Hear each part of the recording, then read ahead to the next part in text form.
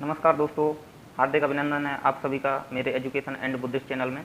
मैं जोबिल कुमार आज आपके लिए मनोविज्ञान के कुछ महत्वपूर्ण प्रश्न लाया हूं जो बुद्धि से संबंधित हैं। यानी कि बुद्धि से संबंधित जो भी प्रश्न परीक्षा में पूछ लिए जाते हैं वो बहुत ही महत्वपूर्ण प्रश्न, चुने हुए प्रश्न हैं ये। ठीक है दोस्तों, जो आपके साथ मैं शेयर कर रहा हूँ। दोस्तों, इस टॉपिक से सभी शिक्षक भर्ती परीक्षाओं में प्रश्न अक्सर पूछ लिए जाते हैं। लगभग 5 से 7 नंबर आपके आज इसी वीडियो से पक्के होने वाले हैं। ठीक है, यानी कि सीटेट एग्ज़ाम होने वाला है जुलाई में, जिसकी डेट भी आ गई है, 5 जुलाई को होने वाला है 2020 में। ठीक है, तो आप तैयारी तो आपकी अच्छी चल ही रही होगी। दोस्तों, हमारे चैनल पर सीटेट, यूपीटेट, एमपीटेट और जो भी शिक्षक भर्ती परीक्षाएँ हैं उसकी तैयारी के लिए बहुत ही महत्वपूर्ण टॉपिकों पर वीडियो बनाए जाते हैं। तो आप इन वीडियो को देखेंगे तो आपके तमाम सारे प्रश्न जो हैं वो आपके क्लियर हो जाएंगे। ठीक है दोस्तों, जिससे कि क्या होगा, जिससे कि आप परीक्षा को क्वालिफाई कर पाएंगे। ठीक है दोस्तों, तो शुरू करेंगे।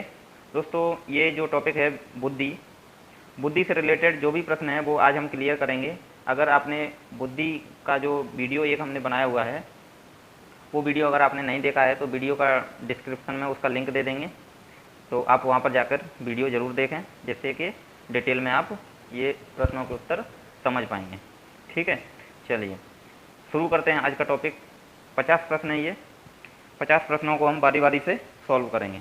ठीक है, वन लाइनर प्रश्न है, लेकिन इससे तमाम सारे डाउट्स आपके क्लियर हो जाएंगे और प्रश्न आपके क्लियर होते जाएंगे। ठीक है, चलिए शुरू करते हैं।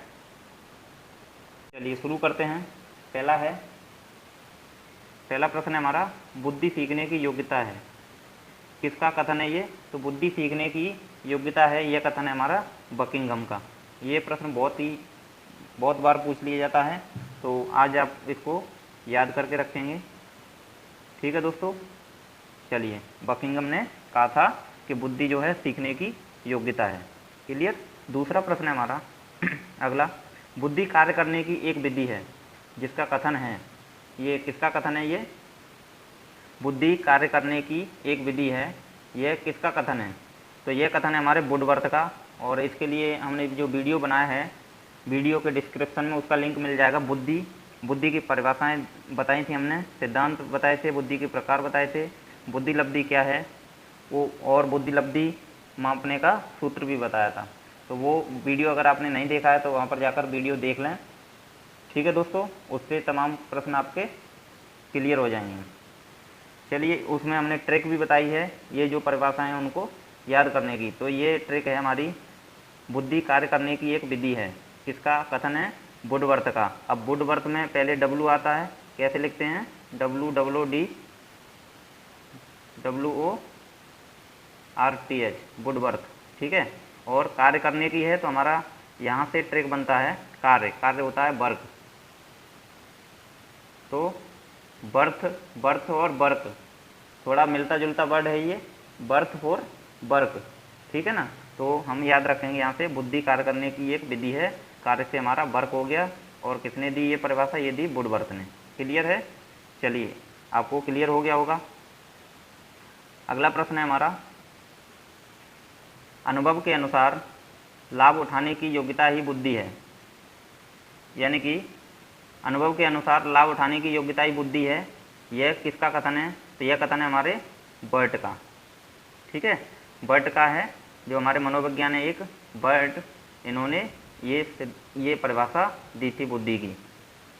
ठीक है दोस्तों, और अगला प्रश्न है हमारा, नवीन परिस्थितियों को झेलने की मस्तिष्क की नवमीयता ही बुद्धि है, यह किसका कथन है?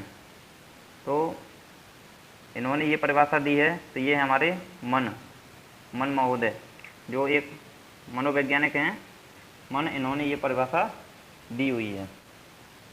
अगला प्रश्न है हमारा, उचित प्रकार से समझने, विचार करने, बात करने की योग्यता बुद्धि है, यह कथन किसका है? यानी कि उचित प्रकार से समझने, विचार करने और बात करने की योग्यता ही क्या है? बुद्धि है। तो यहाँ पे बाटर लिखा है, तो ये बात करने की। ठीक है, यहाँ पे बात करने की कर लेंगे, बात करने की योग्यता ही क्या है? बुद्धि है। तो ये भी हमारा किसका है? बर्ट का। ठीक है दोस्तों, ये भी कथन बर्ट का है। चलिए अगला है हमारा, बुद्धि अमूर्त विचारों के बारे में सोचने की योग्यता है। यह किसका कथन है? तो बुद्धि जो है अमूर्त विचारों के बारे में सोचने की योग्यता है, यह कथन है हमारा टर्मन का। अब देखो इसे याद करने की ट्रिक क्या है, इसमें हम लॉजिक ढूंढते हैं। लॉजिक वर्ड है हमारा अमूर्त और ये जो है टर्मन। अब इसमें समानता क्या है, इसमें भी ऊपर रहा है, ठीक है, अमूर्त पे भी ऊपर रहा है और टर्मन पर भी ऊपर रहा है। तो इसी से हमारा लॉजिक बनता है, ट्रिक बन जाती है, अमूर्त से टर्मन। ठीक है, आधा रहा ऊपर, इसमें भी है इसमें भी है, तो ये हमारा हो गया टर्मन महोदय, इन्होंने ये परिभाषा दी थी। अगली है, बुद्धि शब्द का प्रयोग सबसे पहले किसने किया था? तो बुद्धि शब्द का प्रयोग सबसे पहले किया था हमारे किसने? फ्रांसिस गाल्टन ने। और ये फ्रांसिस गाल्टन जो है कहाँ के निवासी थे? तो ये इंग्लैंड के निवासी थे। कहाँ के थे? इंग्लैंड के। बुद्धि लब्धि का प्रयोग सबसे पहले किसने किया था? ये किया था हमारे फ्रांसिस गाल्टन ने। ठीक है, चलिए अगला है, मानसिक आयु शब्द का प्रयोग किसने किया? तो मानसिक आयु शब्द का प्रयोग सबसे पहले किसने किया था? ये किया था हमारे अल्फ्रेड बीने ने। किसने किया था? अल्फ्रेड बीने ने। ठीक है, मानसिक आयु का। और अगला प्रश्न है, सर्वप्रथम बुद्धि लब्धि का सूत्र 1912 में किसने दिया, जिसमें मानसिक आयु बट्टे वास्तविक आयु का ही वर्णन था? तो एक सूत्र दिया था मानसिक आयु बट्टे वास्तविक आयु, जिसमें क्या था? केवल वास्तविक आयु और मानसिक आयु थी। तो ये सूत्र जो है वो दिया था हमारे स्टर्न महोदय ने। क्लियर। और अगला जो सूत्र था बुद्धि लब्धि मापने का, वो है मानसिक आयु बट्टे वास्तविक आयु गुणा 100, यानी कि MA बट्टे CA इंटू 100। तो इसको क्या लिखेंगे? मानसिक आयु, शॉर्ट में लिख देता हूँ, मानसिक आयु बट्टे वास्तविक आयु गुणा 100 बराबर क्या हो जाएगा? IQ, यानी कि बुद्धि लब्धि। तो ये सूत्र जो था वो दिया था टर्मन ने। किसने दिया था? टर्मन ने। जिसमें 100 का गुणा लिखा हो तो वो हो जाएगा हमारा टर्मन, और जिसमें 100 का गुणा नहीं हो, केवल लिखा हो मानसिक आयु बट्टे वास्तविक आयु, तो ये दिया था हमारे स्टर्न महोदय ने। ठीक है दोस्तों, ठीक है दोस्तों, आई होप आप समझ गए होंगे। अगला प्रश्न है हमारा, प्रथम बुद्धि परीक्षण किसने किया था? प्रथम बुद्धि परीक्षण जो है वो किसने किया था? तो ये किया था हमारे अल्फ्रेड बीने और साइमन ने। ये दो मनोवैज्ञानिक थे जिन्होंने मिलकर के बुद्धि परीक्षण, प्रथम बुद्धि परीक्षण किया था। ठीक है, अल्फ्रेड बीने इसमें मुख्य थे और इन्होंने, ये जो साइमन थे, इन्होंने इनकी सहायता की थी, यानी कि सहयोग किया था इनका। ठीक है, चलिए अगला है, भारत में प्रथम बुद्धि परीक्षण कब हुआ? तो भारत में ये हुआ था 1922 ईस्वी में। और ये किसने किया था? यानी कि अगला प्रश्न है, भारत में प्रथम बुद्धि परीक्षण किसने किया था? तो ये किया था, सॉरी, ये किया था हमारे राइस, यानी कि इनका पूरा नाम है CH राइस। कब किया था? 1922। तो हमारी ट्रिक बनती है ये CH राइस 1922। ठीक है दोस्तों, CH राइस 1922 जो की थी भारत में बुद्धि परीक्षण की, भारत में बुद्धि परीक्षण किया था इन्होंने। अगला प्रश्न है हमारा, इसने बीने साइमन बुद्धि परीक्षण का भारतीय अनुकूलन किया। किसने किया था? CH राइस ने। और क्या किया था? तथा परीक्षण का नाम रखा। क्या नाम रखा था परीक्षण का नाम? तो जो परीक्षण का नाम था वो रखा था हिंदुस्तानी बीने परफॉर्मेंस पॉइंट स्केल, यानी कि बीने ने बुद्धि परीक्षण किया था सबसे पहले, प्रथम बुद्धि परीक्षण बीने ने किया, और उन्हीं के नाम पर हिंदुस्तान में भी जब इसका परीक्षण हुआ तो उसका नाम रख दिया स्केल का। क्या नाम रख दिया परीक्षण का? हिंदुस्तानी बीने परफॉर्मेंस पॉइंट स्केल। दोस्तों ये परीक्षा में अक्सर पूछ लिया जाता है, इसलिए इसको याद रखना है। ठीक है, चलिए अगला है, बुद्धि परीक्षण में मानसिक आयु शब्द बीने ने कब जोड़ा? तो बुद्धि परीक्षण में मानसिक आयु जो शब्द है वो कब जोड़ा था? ये जोड़ा था मानसिक आयु शब्द 1908 में। ठीक है दोस्तों, अल्फ्रेड बीने थे, इन्होंने क्या किया था? इन्होंने 1905 से लेकर के और 1911 तक इन्होंने काम किया था बुद्धि लब्धि पर, यानी कि बुद्धि परीक्षण पर। ठीक है, तो इन्होंने 1908 ईस्वी में मानसिक आयु शब्द दिया था, मानसिक आयु शब्द जोड़ा था 1908 में। और जो सूत्र दिया था मानसिक आयु बट्टे वास्तविक आयु, तो ये दिया था 1912 ईस्वी में। किसने दिया था? स्टर्न महोदय, अभी मैंने बताया था स्टर्न ने दिया था। ठीक है, ठीक है दोस्तों, चलते हैं आगे। अगला प्रश्न है, थॉर्नडाइक ने बुद्धि के कितने प्रकार बताए? तो थॉर्नडाइक ने बुद्धि के कितने प्रकार बताए थे? कितने बताए थे? बुद्धि के 3 प्रकार बताए थे। कौन से बताए थे? पहला था मूर्त, और दूसरा था अमूर्त, और तीसरा है सामाजिक। ठीक है दोस्तों, 3 बताए थे, मूर्त, अमूर्त और सामाजिक। मूर्त बुद्धि वाले बालक क्या बनते हैं? ये बनते हैं इंजीनियर और कारीगर, यानी कि ये बनेंगे इंजीनियर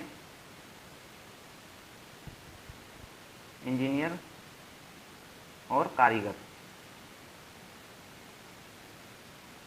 इंजीनियर और कारीगर। और अमूर्त बुद्धि वाले क्या बनते हैं? अमूर्त बुद्धि वाले बनते हैं दार्शनिक बनेंगे, या फिर क्या बनेंगे? दार्शनिक,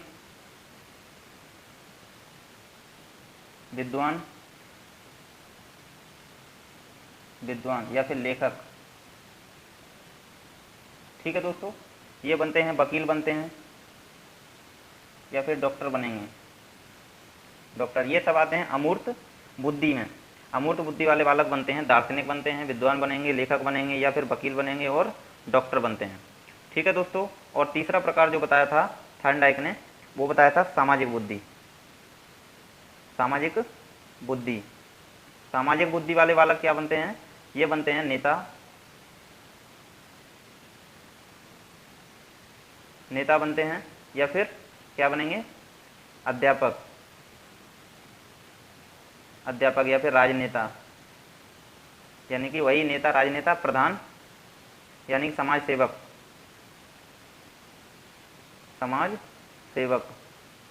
तो ये आता है सामाजिक बुद्धि के अंतर्गत। ठीक है दोस्तों, आई होप आप समझ गए होंगे अच्छे से। चलिए अगला है, एक तत्व का सिद्धांत किसने दिया था? तो ये प्रश्न बहुत बार पूछ लिया जाता है, एक तत्व सिद्धांत किसने दिया, या फिर इसे एक खंड सिद्धांत भी कहते हैं। क्या कहते हैं? एक खंड सिद्धांत, या फिर कहेंगे एक कारक सिद्धांत, यानी कि तत्व, खंड, कारक एक ही चीज़ है तीनों। तो एक खंड सिद्धांत पूछ लिया जाए, एक कारक सिद्धांत पूछ लिया जाए, या फिर एक तत्व सिद्धांत पूछ लिया जाए। ये किसने दिया था? तो ये दिया था हमारे बीने, साइमन और स्टर्न, यानी कि इसमें ज़्यादातर हम बीने के साथ जाएंगे।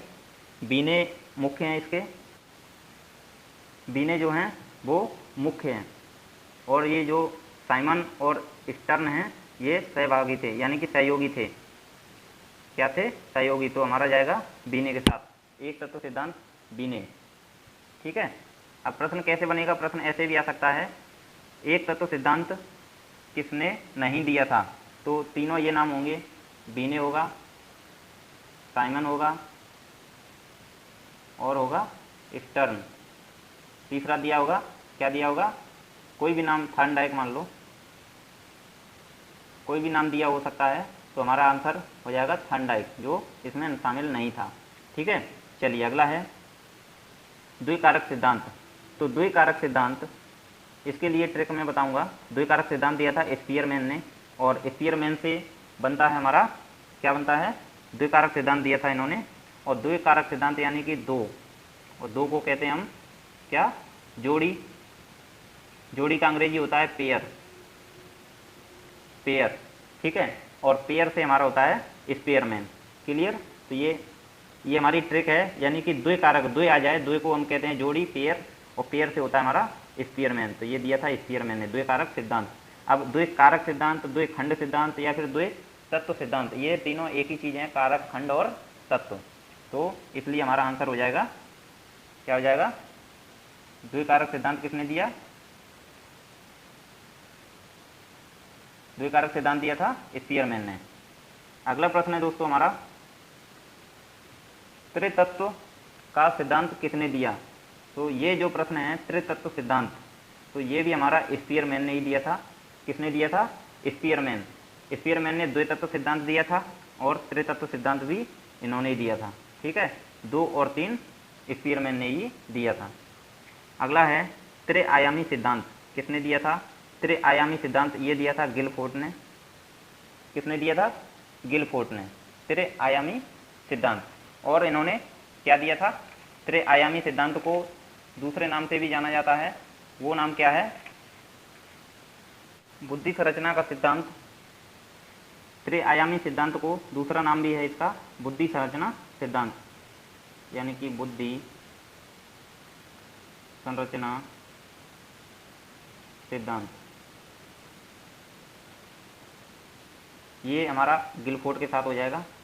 ठीक है, तो पेपर में त्रिआयामी सिद्धांत पूछ लिए जाए या फिर बुद्धि संरचना सिद्धांत पूछ लिए जाए, दोनों का आंसर होगा हमारा क्या होगा? गिलफोर्ड। क्लियर? चलिए चलते हैं अगले प्रश्न की ओर। अगला प्रश्न है हमारा, बहुकारक सिद्धांत किसने दिया था? तो बहुकारक सिद्धांत दिया था किसने? थार्नडाइक ने। थार्नडाइक का सिद्धांत था, वो सिद्धांत हमने एक वीडियो में पूरा डिटेल में समझाया है, तो वहाँ पर जाकर देख सकते हैं आप। वीडियो के डिस्क्रिप्शन में इसका मैं लिंक दे देता हूँ, वहाँ थार्नडाइक का सिद्धांत का आप वीडियो देख लेंगे तो आपका पूरा समझ में आ जाएगा। ठीक है दोस्तों, तो इन्होंने दिया था बहुकारक सिद्धांत और क्या दिया था? बालू का सिद्धांत भी दिया था। ठीक है, बहुकारक सिद्धांत, बालू का सिद्धांत, जिसे हम कहते हैं प्रयास एवं त्रुटि का सिद्धांत। प्रयास एवं त्रुटि का सिद्धांत। क्लियर? और कौन सा दिया था? इन्होंने दिया था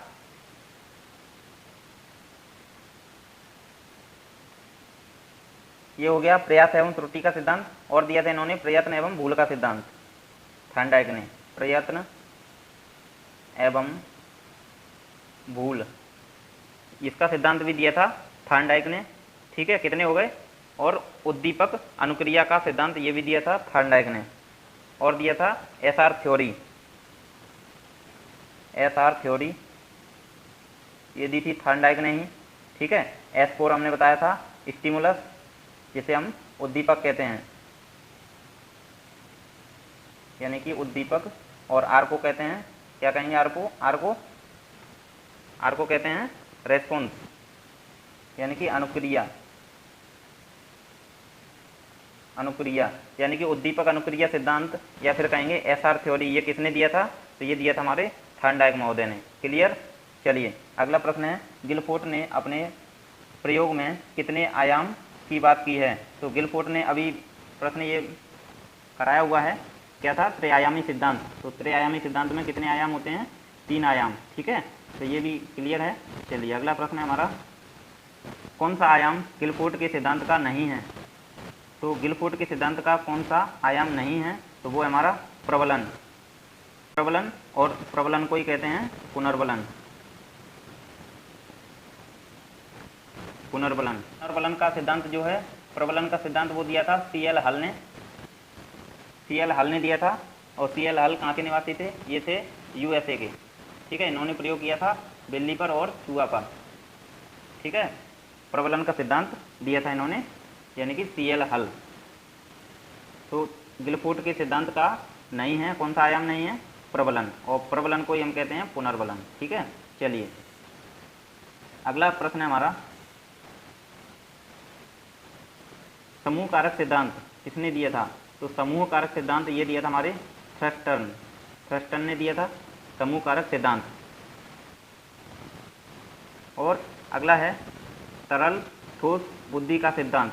तरल ठोस बुद्धि का सिद्धांत ये दिया था हमारे कैटल ने। ठीक है, याद कर लेंगे, ये दिया था कैटल ने। अगला है हमारा पदानुक्रमिक सिद्धांत, किसने दिया था? तो पदानुक्रमिक सिद्धांत ये दिया था वर्णन। किसने दिया? वर्णन ने पदानुक्रमिक सिद्धांत। अगला है क व ख का सिद्धांत। क एवं ख का सिद्धांत ये किसने दिया था? या फिर हम कहेंगे A और B। ए और बी का सिद्धांत दिया था हब, इसे हैव पढ़ते हैं, हैव, ठीक है, ये दिया था हैव ने। और हैव अंग्रेज थे, एक कहाँ के निवासी थे, अमेरिका के, तो वहाँ पे का और खा तो जानते नहीं होंगे, तो ए और बी का सिद्धांत किसने दिया था, हैव, ठीक है, या फिर हिंदी में का व ख मान लेंगे, का व खा का सिद्धांत दिया था हैव ने। चलिए अगला प्रश्न है, त्रितंत्र का सिद्धांत किसने दिया, तो त्रितंत्र का सिद्धांत ये दिया था स्टेनबर्ग ने। त्रितंत्र का सिद्धांत किसने दिया, स्टर्न ने, स्टेनबर्ग ने। चलिए अगला है, दोस्तों कैसे लग रहे हैं आज के प्रश्न, प्रश्न अच्छे लग रहे हैं तो वीडियो को लाइक जरूर कर दें, और चैनल पर अगर आप नए हैं तो चैनल को सब्सक्राइब जरूर कर दें, साथ में बेल आइकन भी दबा देंगे, जिससे कि हमारा आने वाला अगला वीडियो का नोटिफिकेशन आपको मिल जाएगा। अगला प्रश्न है दोस्तों, रॉबर्ट स्टेनबर्ग ने अपने त्रितंत्र सिद्धांत में 3 घटक बताए, कौन से बताए हैं, कौन सा घटक स्टेनबर्ग का नहीं है, किसका नहीं है, स्टैंडर्ड का नहीं है, तो ये है संक्रिया। संक्रिया का सिद्धांत जो है वो त्रितंत्र सिद्धांत में 3 घटक बताए हैं, तो संक्रिया इसमें नहीं आती है, ठीक है। चलिए अगला है, बहुबुद्धि सिद्धांत किसने दिया था, तो बहुबुद्धि सिद्धांत ये दिया था हार्वर्ड गार्डनर, हार्वर्ड गार्डनर थे ये मनोवैज्ञानिक, इन्होंने दिया था। चलिए अगला है, लेवल 1 तथा 2 सिद्धांत किसने दिया, लेवल 1 तथा 2 सिद्धांत किसने दिया, ये दिया था जॉनसन, किसने दिया था, जॉनसन ने। और अगला प्रश्न है हमारा, प्रतिदर्श सिद्धांत ये किसने दिया था, प्रतिदर्श सिद्धांत ये दिया था थॉमसन। अब इसे कैसे याद रखेंगे, कैसे याद रखेंगे, प्रतिदर्श सिद्धांत यानी कि प्रतिदिन, प्रतिदर्श से प्रतिदिन क्या करेंगे, प्रतिदिन हम करते हैं सूर्य का दर्शन, किसका, सूर्य का, सूर्य को कहते हैं सन, तो हमारा सन से बनता है थॉमसन, ठीक है। और सूर्य से क्या मिलती है, घाम, यानी कि घाम किससे मिलती है, सन से, तो थॉमसन, यानी कि धूप किससे मिलेगी, सूर्य से, तो इसलिए हमारा ट्रिक बन गया थॉमसन। प्रतिदर्श, प्रतिदर्श यानी कि प्रतिदिन दर्शन करेंगे किसके, सूर्य के, और सूर्य से मिलती है घाम, तो इसलिए हो जाएगी थॉमसन। चलिए अगला, कैसी लगी ट्रिक दोस्तों, कमेंट बॉक्स में ज़रूर बताएंगे। अगला प्रश्न है हमारा, 140 से अधिक बुद्धि लब्धि वाले बालक की श्रेणी में होंगे, किस श्रेणी में होंगे, तो 180 बुद्धि लब्धि से अधिक वाले बालक किस श्रेणी में होंगे, तो ये होंगे प्रतिभाशाली श्रेणी में। दोस्तों बुद्धि लब्धि की सारणी हमने वीडियो बनाया है उसमें बताई है, तो वो जो सारणी है वो सारणी आप याद कर लेंगे, कितने से कितने बुद्धि लब्धि वाले बालक किस श्रेणी में रखे जाते हैं, ठीक है। तो 140 से अधिक बुद्धि लब्धि वाले बालक प्रतिभाशाली बालक माने जाते हैं, ठीक है, किसके अनुसार, ये है हमारे टर्मन के अनुसार। चलिए अगला है, क्या हो जाएगा, 25 से कम आयु वाले बालक की श्रेणी में होंगे जड़ बुद्धि, यानी कि 25 से कम बुद्धि लब्धि वाले, यहाँ कम आयु की जगह पे बुद्धि लब्धि कर लेंगे,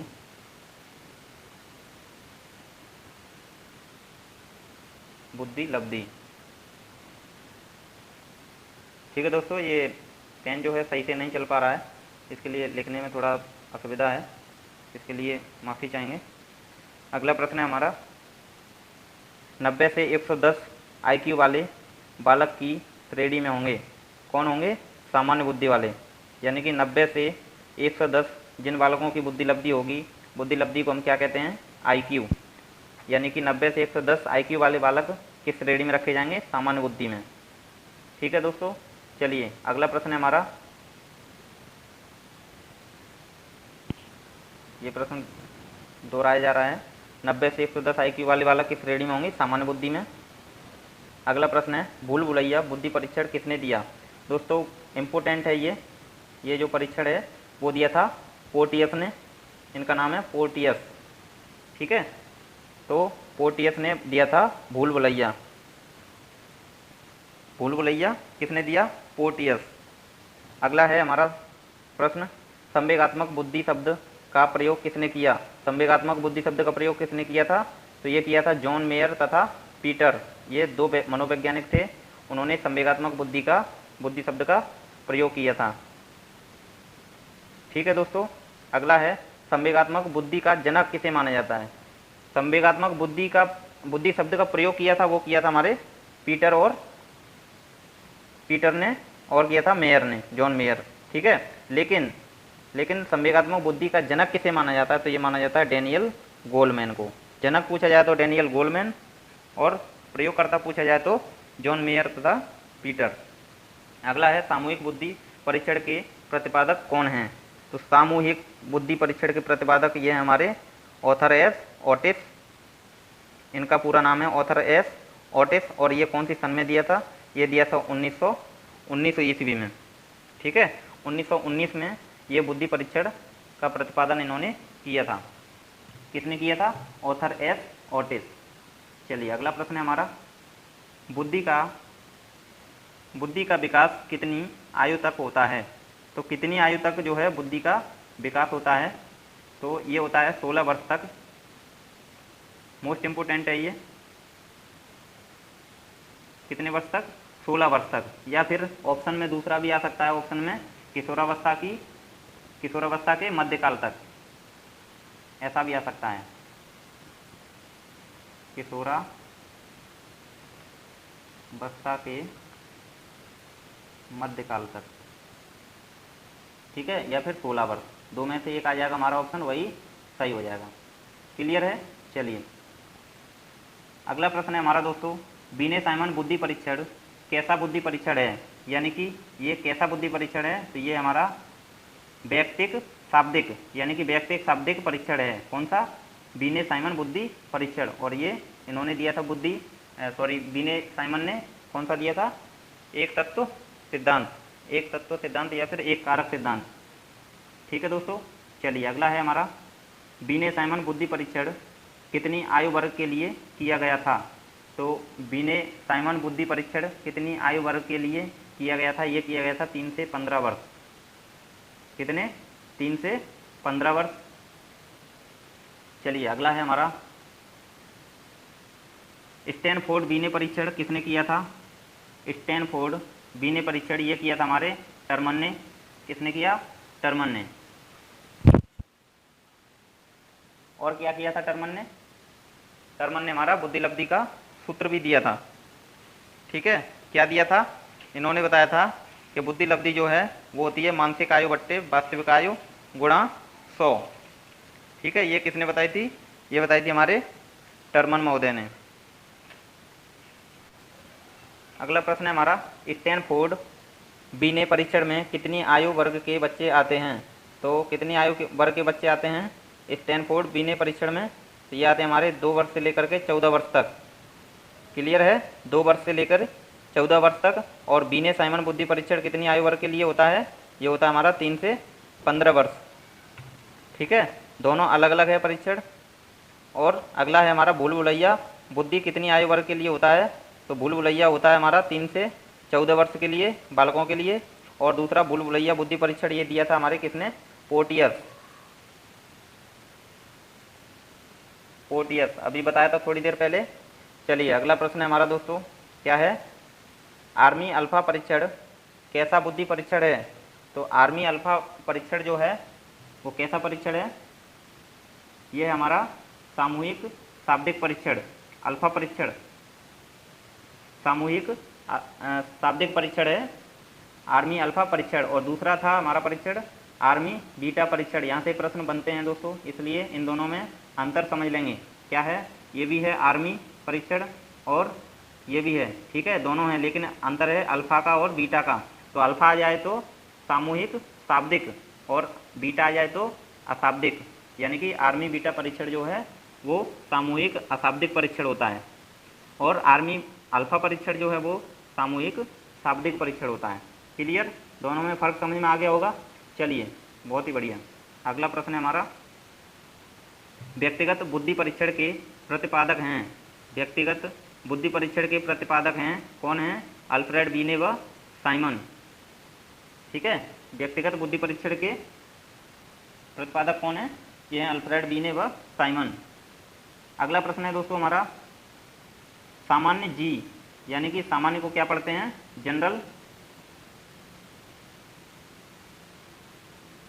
जनरल, जनरल, जनरल से हो गया हमारा जी सामान्य, व विशिष्ट, विशिष्ट को क्या पढ़ते हैं? स्पेसिकल,